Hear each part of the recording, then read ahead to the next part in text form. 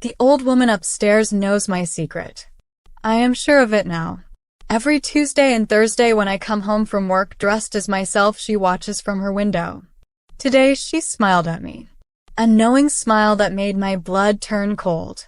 My name is Jack Harrison, and I have been living two lives for the past year. One is a quiet college student studying computer science. The other is someone I can only be in shadows and empty hallways and locked rooms. Someone who wears dresses and heels and makeup. Someone who feels beautiful for exactly 3 hours every week before the fear takes over again. It started because of loneliness. Not the kind you feel when you have no friends. I had friends. Sort of. People who knew me as the shy computer geek who helped them with homework and never caused any trouble. But they did not really know me. Nobody did. The loneliness I felt was deeper than that. It was the loneliness of living in the wrong body. Of watching other people be comfortable in their skin while I felt like a stranger to myself. My apartment is perfect for hiding. Third floor of an old building with thin walls and nosy neighbors. But Tuesday and Thursday afternoons the building gets quiet. Mrs. Patterson goes to her doctor appointments. Mr. Brown teaches his evening classes. The college kids are still in school.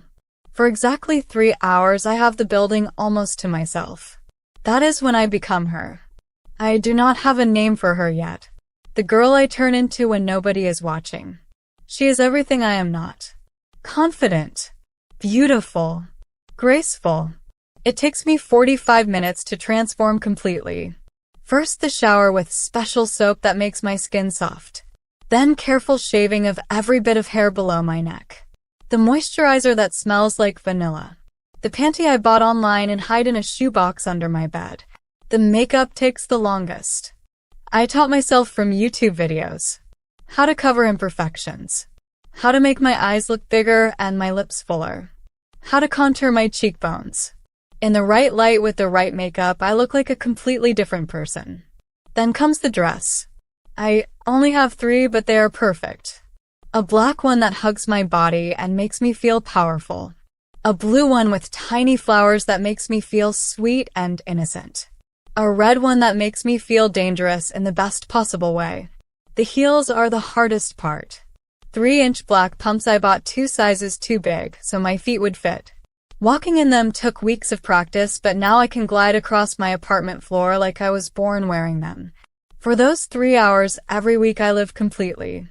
I cook dinner in my heels and makeup. I dance to music that makes me feel alive. I sit by my window and watch the world outside and dream about what it would be like to walk down the street looking exactly like this. Sometimes I take pictures of myself. Not for anyone else. Just so I can remember later that this person exists. That somewhere inside my awkward male body is this beautiful creature who deserves to be seen. But I am always alone. Even when I feel most like myself, I am completely isolated. That changed last Thursday. I was getting ready like always. I had just finished my makeup and was about to put on the blue dress when I heard footsteps in the hallway outside my door. Heavy footsteps that stopped right in front of my apartment. Then I heard a key in the lock. Panic shot through my entire body. I grabbed a robe and tried to wipe off my makeup, but the footsteps were already inside. Jack. A voice called out. You home? It was Jordan Walsh from my programming class. We had been working on a project together and I had given him my spare key so he could drop off some files while I was at work. Except I was not supposed to be home. Just a minute, I called back. My voice came out higher than normal. More feminine. I could hear him moving around my living room. Getting closer to my bedroom door. I looked at myself in the mirror and my heart sank. My makeup was smeared but still obviously makeup. My hair was styled in soft waves. I was wearing a lace bra under the robe and my legs were completely smooth. There was no way to hide what I was doing. The bedroom door opened just as I was reaching for a towel. Jordan stood in the doorway staring at me with his mouth open. He was holding a folder of computer printouts, but his hands were shaking. We looked at each other for a long time without saying anything. I waited for him to laugh or get angry or run away. Instead, he set the folder down on my dresser and stepped into the room. How long? He asked quietly. About a year, I said. There was no point in lying now. He nodded like that made sense. You look beautiful, he said. Those 3 words hit me like lightning. Nobody had ever seen me like this before. Nobody had ever told me I looked beautiful when I was being my real self. I started crying and could not stop. Jordan came over and put his arms around me. He held me while I sobbed into his shoulder. I always wondered why you seemed so sad, he said into my hair. Even when you were laughing with everyone else, you had this look in your eyes like you were somewhere far away. I whispered. I was always thinking about this. About her. About who I really am when nobody is watching. He pulled back and looked at me. What is her name? He asked. I do not know yet. I have not figured that part out. Maybe we can figure it out together. That night Jordan stayed with me. We sat on my couch and talked until sunrise. I told him about the loneliness and the fear and the 3 hours twice a week when I got to be real.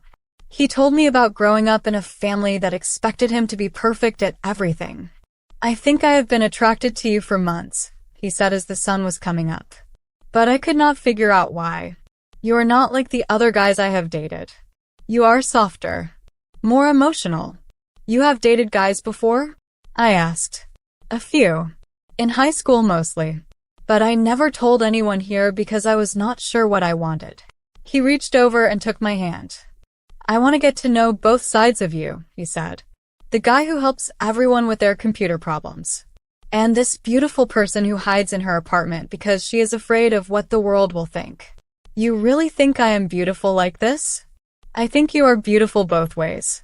But I think you are happiest like this. And I want to see you happy. Over the next few weeks, Jordan became part of my secret life. He would come over on Tuesday and Thursday afternoons and watch me transform. He learned my routine and started helping. He got better at doing my makeup than I was. We went shopping together online. He helped me pick out new dresses and shoes and jewelry. But the best part was having someone to talk to. Someone who knew my secret and did not think I was weird or broken. What do you want to call her? He asked one Thursday evening. We were curled up on my couch and I was wearing the red dress that made me feel dangerous. I do not know. It has to be something that feels right. What about Zoe? He suggested. It sounds like Jack, but it is completely different. Like you, but transformed. I said the name out loud a few times. Zoe. It felt perfect on my tongue. Like a word I had been searching for my whole life. Zoe, I repeated. I think that is exactly right. That was 3 months ago. Now Jordan comes over 4 times a week instead of 2. We cook dinner together with me in my heels and him in his jeans. We watch movies and hold hands and talk about our future. He has started calling me Zoe, even when I am dressed as Jack. Like both parts of me are real and worth loving. Last week he asked me if I wanted to move in with him. Get an apartment together somewhere nobody knows us. Somewhere I could be Zoe more often without worrying about nosy neighbors. I said yes without even thinking about it. Because for the first time in my life I am not lonely anymore. I have someone who sees all of me and loves all of me. Mrs. Patterson still watches from her window when I come home dressed as Zoe. But now she waves instead of just staring.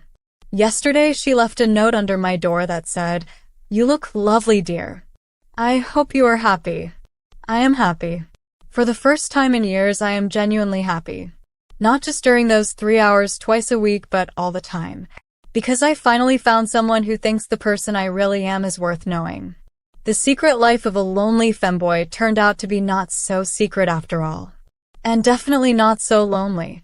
Sometimes the person who will love you exactly as you are is hiding in plain sight. Sometimes you just have to be brave enough to let them see you.